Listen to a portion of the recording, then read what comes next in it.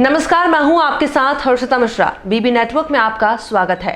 चलिए बढ़ते हैं आगे और आपको दिखाते हैं क्या कुछ चल रहा है मुंबई की राजनीतिक क्षेत्र में और मुंबई की फिल्मी दुनिया में। ऐसा रहा उत्तर प्रदेश में योगी सरकार बनी है एक बार फिर से, तो क्या कुछ कहना चाहेंगे और क्या तैयारियां चल रही हैं आपके विश्व हिंदू सेवा संघ की तरफ से?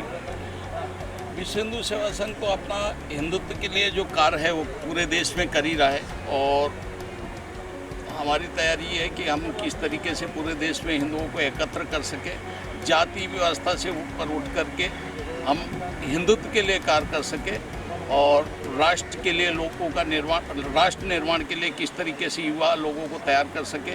जो हमारा समाज पतित हो रहा है, पश्चिमी संस्कृति की तरफ अग्रसर हो रहा है, उसको किस तरीके से रोका जाए, यही कार्य हम जगह जगह पे लोगों को समझा रहे हैं और कार्य कर रहे हैं। कश्मीर फाइल्स आपने देखी? नहीं, अभी तक समय नहीं मिला और हो सकता है आज या कल में मैं मेरे परिवार के साथ ये कश्मीर फाइल को लेकर के भी बहुत राजनीति हो रही है, तो उसमें क्या कहना चाहेंगे? ये देश का दुर्भाग्य है कि कोई भी व्यक्ति हिंदुत्व के ऊपर आवाज़ उठाता है या तो वो क्रिमिनल हो जाता है या तो वो पापी हो जाता है। तो ये हमारे देश का सबसे बड़ा दुर्भाग्य है कि जो नरसंहार हुआ कश्मीर में आज से 30 साल पहले, उसको दबा करके रखा और विवेक अग्निहोत्री का मैं शुक्रगुजार होऊंगा कि उन्होंने उस नरसंहार को उजागर किया और देश को उस नरसंहार से परिचित कराया। अब तकलीफ उन लोगों को हो रही है जिन्होंने इसको एक सेकुलरिज्म के नाम पर इस नरसंहार को अभी तक दबा करके रखा और मुझे दुर्भाग्य बोलूँ देश का या हिंदू समाज का कि कभी भी अगर हिंदुओं के ऊपर कोई भी अत्याचार होता है और उसकी आवाज़ जो भी व्यक्ति उठाता है, या तो वो देश का क्रिमिनल व्यक्ति हो जाता है या तो व्यक्ति है ना समाज को बांटने वाला हो जाता है। जो पंडित वहाँ से भगाए गए थे, कश्मीरी पंडित, उनके लिए भी सरकार को कुछ चेतना चाहिए।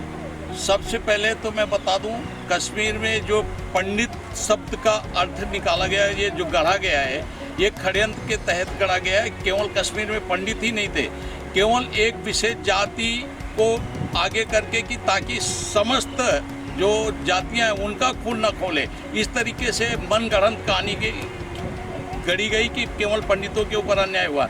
मैं आपको बता देना चाहता हूँ, वहाँ पे सिख भी थे, वहाँ पे अन्य समाज के लोग थे, केवल पंडित ही अकेले नहीं भगाए गए। मगर देश का दुर्भाग्य है, यहाँ पे जब हमें किसी अगर हिंदुओं को रोकना है तो उनको अपने जाति के नाम पे बांट दो।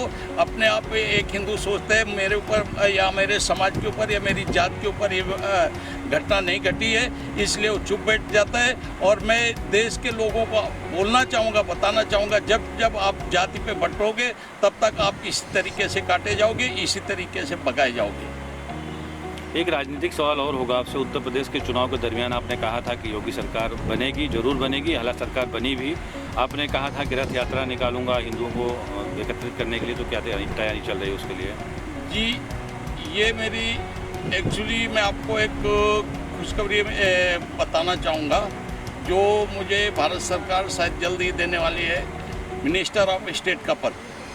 और तो मैंने ऐसा सोचा, एक्चुअली नवरात्रि में ये तैयारी थी, मगर नवरात्रि में आया धर्मदास शास्त्री जी ने बोला कि मुझे मतलब इस साल वापस कार्यक्रम करना है, तो मैंने अपनी वो रथ यात्रा कैंसिल की है। आने वाले समय में जल्द से जल्द ये रथ यात्रा उत्तर प्रदेश में होगी। तो किस मुद्दे को लेकर के होगी, मतलब क्या संदेश देंगे रथ यात्रा के माध्यम से? मेरा संदेश सीधा है कि अगर आप अपने प्रदेश की तरक्की चाहते हो, अपने धर्म की तरक्की चाहते हो, तो आप जाति व्यवस्था से हट करके अपनी संस्कृति की ओर अग्रसर हो। हमारी संस्कृति जो है उसका पालन करो, वो मेन मकसद।